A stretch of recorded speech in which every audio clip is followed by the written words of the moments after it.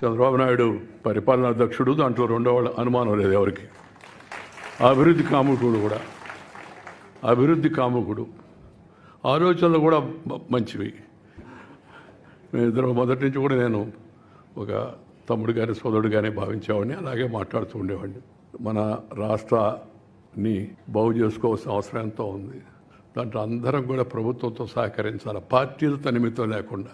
ఎందుకంటే ఆర్థిక వ్యవస్థ చాలా దెబ్బతినిపోయింది. ఇందాక చెప్తూ ఉంటే ఎవరు మన కామెంటేటర్ మన రాష్ట్రం మన దేశం అని ఎంత పట్టుబడులు వస్తున్నాయని అవన్నీ అసలు లెక్కలన్నీ చెప్పకుండా నిర్మలా సీతారామన్ వింటది, వీళ్ళకి అన్నీ బాగున్నాయి మళ్ళీ ఇంకేం పర్లేదు అనుకుంటుంది. ఏం చెప్తున్నాను నేను పక్కన.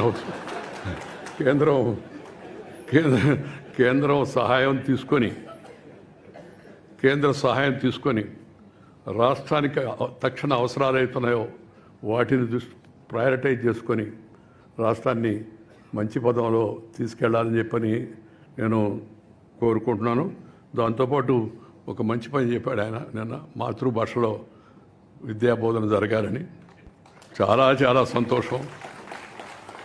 విద్యా విధానం 10వ తరగతి వరకు, ఆ తర్వాత ప్రభుత్వ ఉత్తర ప్రత్యుత్తరాలన్నీ తప్పనిసరిగా తెలుగులోనే జరగాలి. ఆ విషయంలో కూడా శ్రీ చంద్రబాబు చొరవ తీసుకొని పరిస్థితిని మరింత మెరుగుపరుస్తాడని చెప్పి నేను భావిస్తా ఉన్నాను. చూసారు కదండి, మరి ఈ వీడియో కనుక మీకు నచ్చినట్లయితే ఒక లైక్ కొట్టేసి మీ అభిప్రాయాన్ని కూడా కామెంట్ బాక్స్ లో తెలియజేస్తూ ఇలాంటి ఇంట్రెస్టింగ్ అప్డేట్స్ కోసం మా ఛానల్ ని సబ్స్క్రైబ్ చేసుకోండి.